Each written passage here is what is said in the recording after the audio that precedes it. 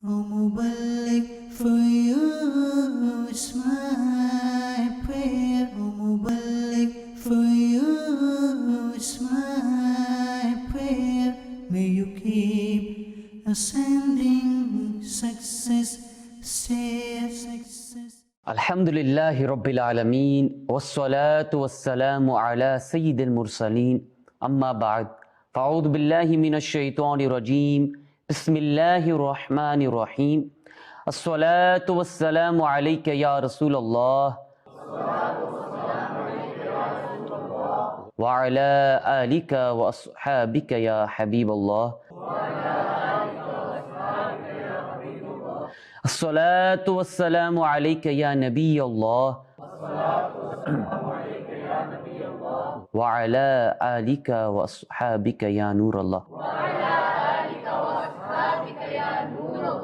There are countless of blessings in sending salutation, peace and blessing, durood upon the best of creation, the jewel of creation, the crown of creation, the one who journeyed through the seven skies, the last prophet sent to mankind, the most honored one, the most revered one, and undoubtedly the most beautiful one, none other than Sayyiduna Muhammadur Rasulullah sallallahu ta'ala alayhi wasallam.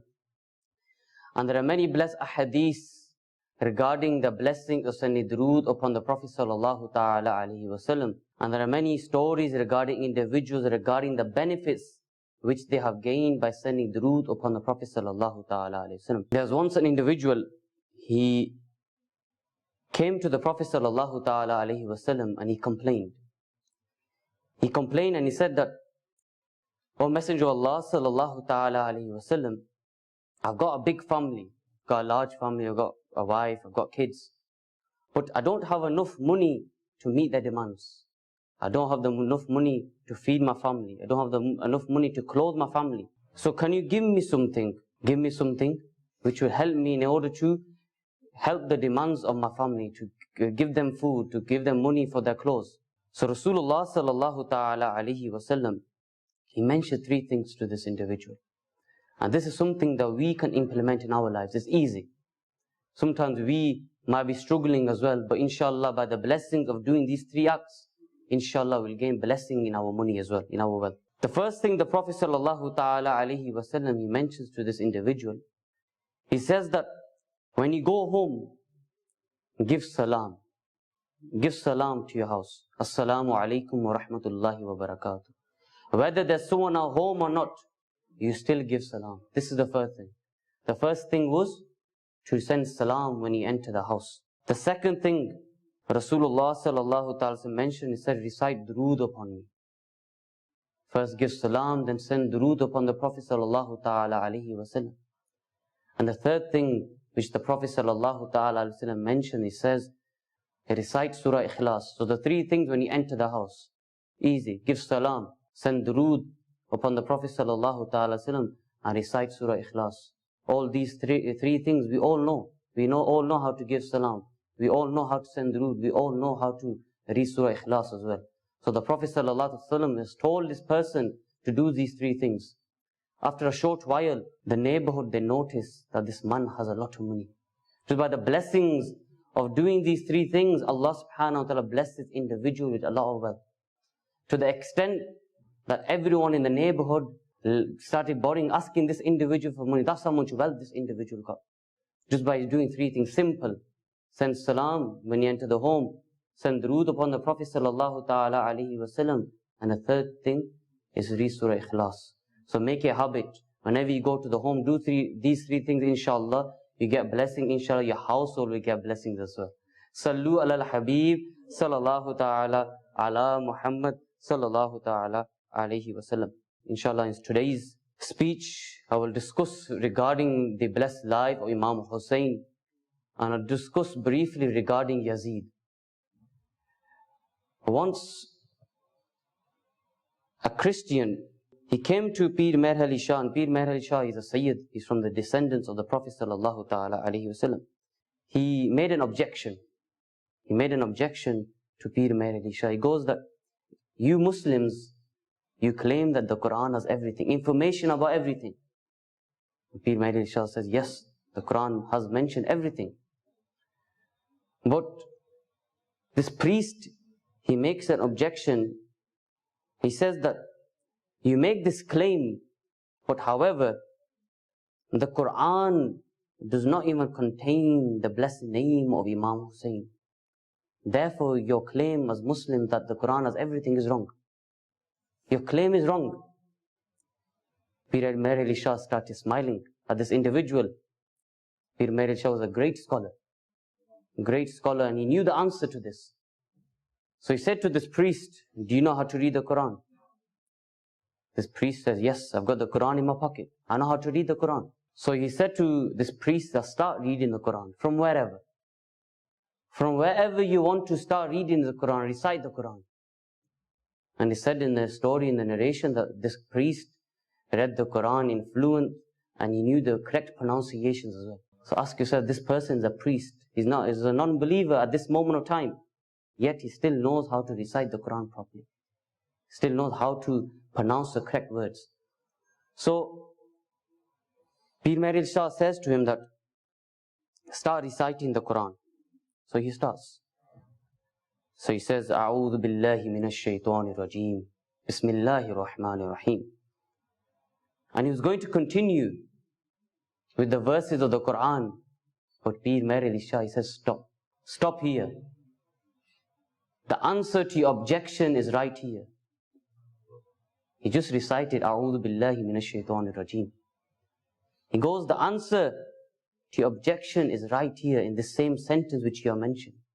This priest was shocked. How? I said Imam Hussein's name is not mentioned. I've just recited Bismillah. There's no name of Imam Hussain here. How's my objection answered?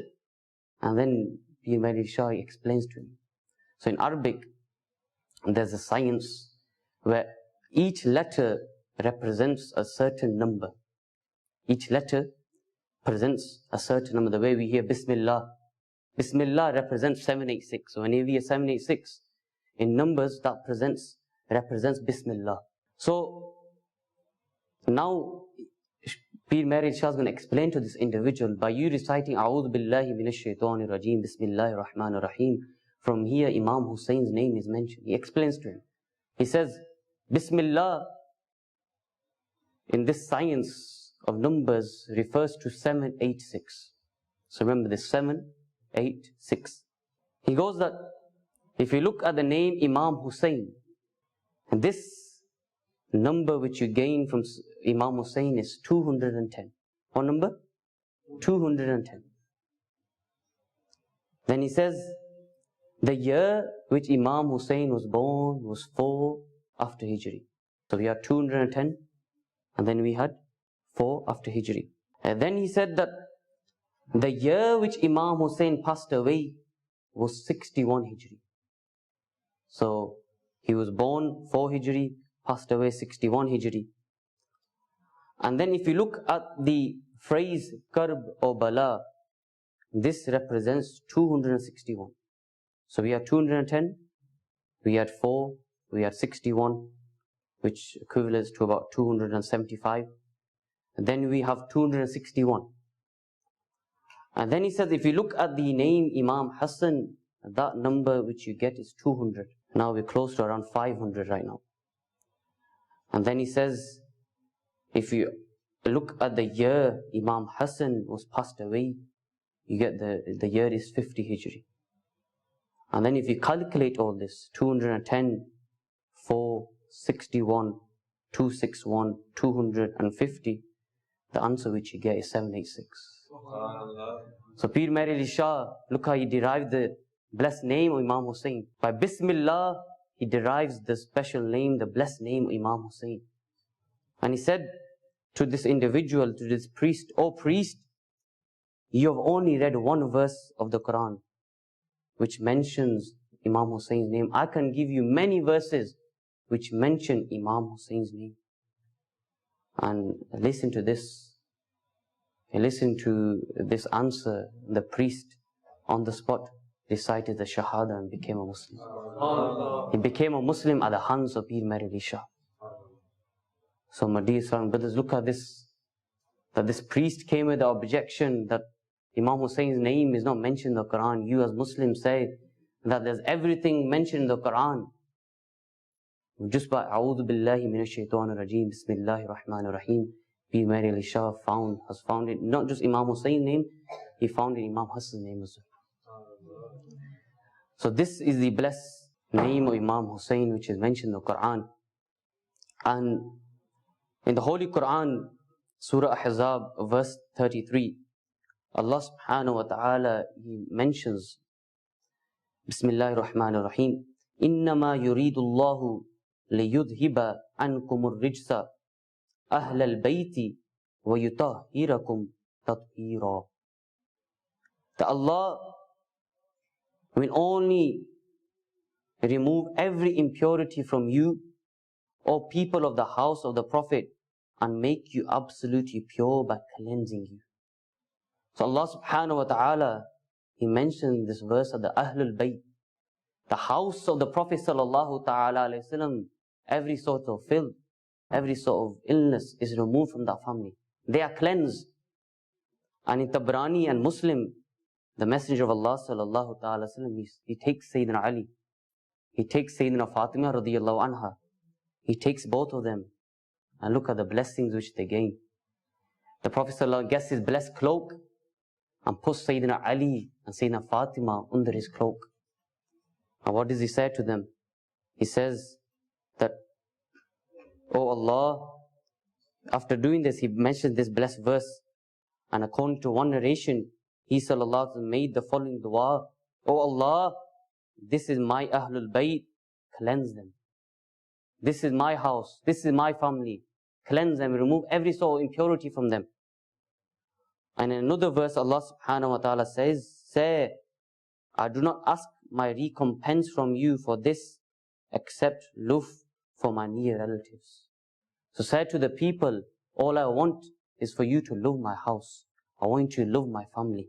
So these were a few verses in the Quran which Allah subhanahu wa ta'ala mentioned the Ahlul Bayt. So the Ahlul Bayt, who are they?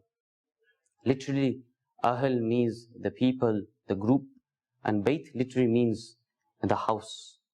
So Ahlul Bayt mean the people of the house, i.e. the people of the house of the Prophet sallallahu ta'ala alayhi wa sallam. There are many people, there are many definitions of who comes under this category. But the main definition is that Imam Hassan, Imam Hussain, Sayyidatuna Fatima, Sayyidina Ali radiyallahu an, and all those individuals who are the descendants of the Prophet sallallahu ta'ala, who are from the same lineage, are part of the Ahlul Bayt. So if you look at the verse which was mentioned, Allah subhanahu wa ta'ala says that Ahlul Bayt are pure, they are cleansed. Sometimes what we see as youngsters, we might have friends which are from the Ahlul Bayt. We might have friends which are Sayyid Sadats. And sometimes we might call them names. We might pick on them. We might hurt their feelings. But remember, they are from the house of the Prophet sallallahu ta'ala alayhi wa sallam. You hurt their feelings, you are actually hurting the Prophet sallallahu ta'ala alayhi wa sallam. This is the house of the Prophet sallallahu ta'ala alayhi wa sallam, the Ahlul Bayt. And Imam Hussain radiyallahu an, there are many objections which are made against this big personality. Some objections people make is that Imam Hussain, the reason why he left Madinatul Munawwara, the reason why he left and went to Karbala, because he was jealous. He was jealous of power. He wanted Yazid's power. That's why Imam Hussain left from Madinatul Munawwara. The answer to this is no. Imam Hussain was not jealous. He did not leave Madinatul Munawwara just to get power. No. The reason why Imam Hussain left, migrated from Medina, from the lands where his grandfather were, from the lands where his mother was. Why? Just for Islam. Just to save our religion. Imam Hussain migrated with his whole full family. So Imam Hussain, initially, Yazid had power. He was in the place Kufa. And the people of Kufa, they're sending letters to Imam Hussain that Yazid is doing this, he's going against the teachings of the Quran. Some examples what he was doing is that he made it halal for an individual to marry his sister. He made it halal for an individual to marry his mother, which is against Sharia. He made it allowed that people can drink alcohol. Things like this, Yazid saying this is permitted, it's permissible in Islam. And these were not the true teaching of Islam. And this was the reason why Imam Hussain had to leave. So he was getting letters. So Imam Hussain initially he left Madinatul Munawwara and he went to the place. He went to Makkatul Mukarramah. And whilst in Makkatul Mukarramah, Imam Hussain was silent. He didn't do anything. He didn't go out. He just remained silent. He waited. He's waiting to see if Yazid is going to return. If Yazid is going to go back on the true teachings of Islam. Whilst this was going on, the people of Kufa, the Kufis, they're sending letters to Imam Hussain that this is happening, this is happening. Come and help us. So now this matter is a matter of Sharia, where Imam Hussain is getting letters. Now it's become necessary upon Imam Hussain. There's two things which you can look at here. Sometimes it is said, it is mentioned, to save your religion, you can follow a wretched, you can follow a leader, a bad leader, just to save your religion. Because Imam Hussain, if he accepted, if he followed, if he gave bayah, that was the main thing. Yazid wanted Imam Hussain to give his hands to him.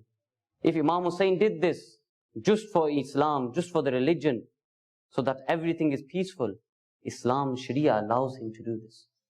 But Imam Hussain, he knew, if I done this, if I did this act, then the rest of the generations will be destroyed as well. So what did Imam Hussain do? He waited. Some people said that Imam Hussain went straight away. He couldn't wait, he was jealous, he went straight away. No. Imam Hussain gave Yazid time. So what Imam Hussain do initially? Imam Hussain, he sent his cousin Imam Muslim, radiyallahu ta'ala an. He sent him to Kufa to assess the situation, to see how the people, how the Kufis are, what the situation is like there. After this, Imam Hussain with his family, with his little kids, he went out to Kufa. But when Imam Hussain arrived at the land of Kufa, the letters which he was actually receiving from the people of Kufa, this was a trick. Those people were writing those letters so Imam Hussain comes and he accepts Yazid. They were tricking Imam Hussain. And Imam Hussain realized once he entered Kufa that these people were just wanting me to come so I can accept Yazid. So Imam Hussain, he traveled, and Yazidi and his armies arrived and they obstructed his path. They stopped Imam Hussain to enter. But eventually Imam Hussain arrived at the land of Karbala. And Imam Hussain, he defended Islam with his sacred life. And 72 followers of his got martyred. 72 people give their life for Islam. And from this we learn that Imam Hussain, it is said in some narrations that Imam Hussain, even at the time of his death, he knew that I am going to get killed. Slowly everyone passed away. There's only him left. His little kids, Ali Asghar, every little child, they were getting killed. Ask yourselves as parents. Imagine seeing in front of your little child's getting martyred, your little child's getting killed. How that feeling will be. How would you bear that? But Imam Hussain had sabr. He had patience. Why? For Islam. He had patience for Islam. We all claim we are the lovers of the Ahlul Bayt. We all claim we love Rasulullah. We love Imam Hussain, Imam Hassan. But ask yourselves, if the Prophet ﷺ told us that coolness is in Salah, the coolness of his eyes lies in Salah, ask yourselves, then if we love the Prophet, if we love the Ahlul Bayt, do we read our Salah on time? Those who read their namaz 5 times a day, ask yourself, do we read it on time or do we read it late? Do we read it with Jamaat? Some people, they love the Ahlul Bayt, but yet they do not read namaz as well. They don't read Salah. We can claim, we can say we love this person, but yet we don't love what he has told us. We don't love the teachings which he has told us. And the first question, it is said on Yawm al-Qiyamah, the Day of Judgment, Allah subhanahu wa ta'ala is going to ask us about our namaz. Some people, we might read namaz. We're still going to be asked question about our namaz. Why? We're going to ask, how did you used to read in namaz? Whilst reading namaz, were you thinking about Allah subhanahu wa ta'ala, or were you thinking about the worldly affairs? Whilst reading namaz, were you thinking what do you need to do at home, or were you thinking that you're in the court of Allah subhanahu wa ta'ala? And one way in order to get concentration in namaz is to learn the translation of the Quran, of namaz. Minimum, if you do not know Arabic, learn minimum the translation of what you read in salah. From Subhanakallahumma to the end, to Rabbi Ja'alni. Learn the translation. Inshallah, this will help you. Whilst reading namaz, you will know what you are discussing. You know what you are saying to Allah subhanahu wa ta'ala. And it is said that the best position in namaz is the sajda. When you're in sajda, that is the best position to be in the court of Allah subhanahu wa ta'ala. So when you're in sajda, have full concentration. Learn how to read namaz correctly. Attend the gatherings of Dawat Islami. Attend travel on Madani Kafilas. Some people, they travel on Madani Kafilas, that changes their lives.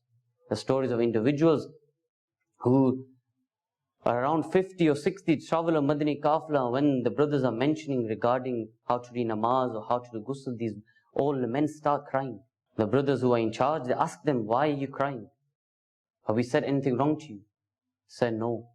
Said, I've spent all my life, I'm around 60 or 70, yet till this day I did not know how to do ghusl. Till this day I did not know how to read namaz properly. And these are the basics. And especially now as youngsters, you got everything. You got these massages, you got Dawat Islami. This is a platform for you where you can learn your religion. You can learn easily. And if you cannot come to the masjid, cannot come to the madrasa, you can look online. If you look online on the Dawat Islami website, there's many courses available where you can learn how to read namaz, you can learn other courses, Bahari Shariat course. You can even do the Dars-e-Nizami course online as well. And these are many avenues which you can find just by joining with the environment of Dawat Islami.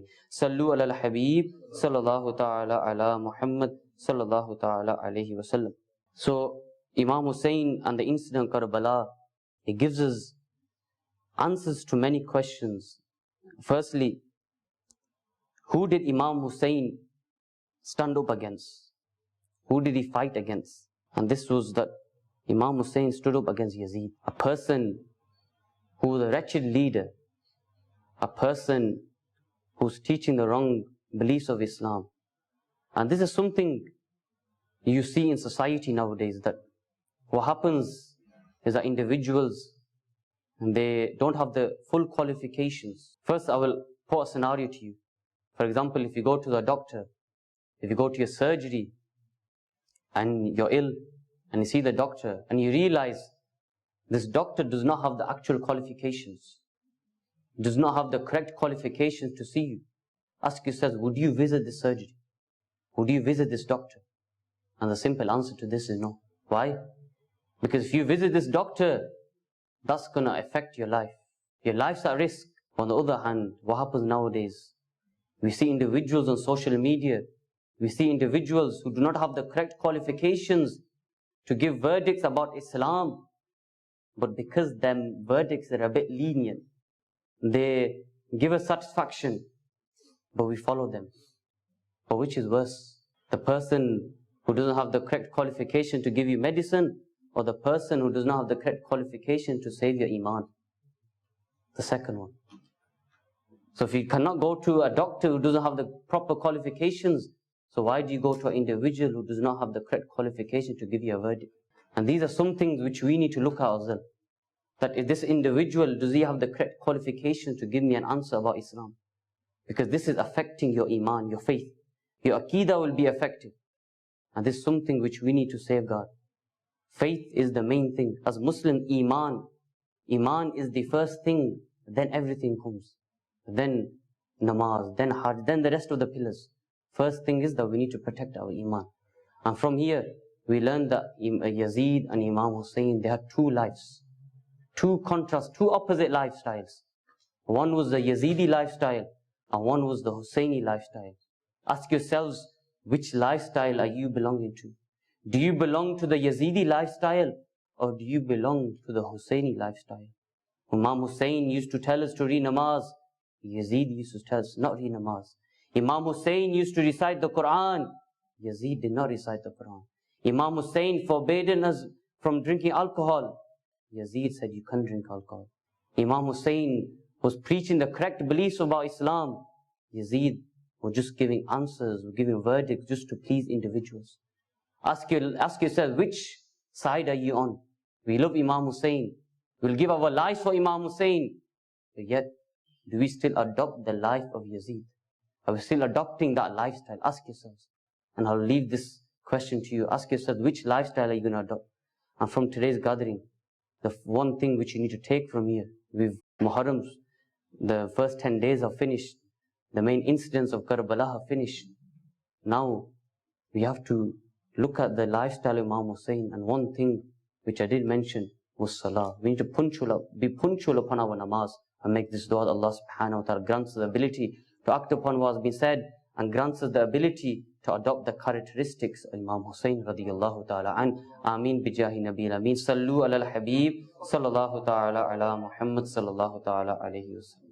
O Muballigh, for you is my prayer. O Muballigh, for you is my prayer. May you keep ascending success, stay success.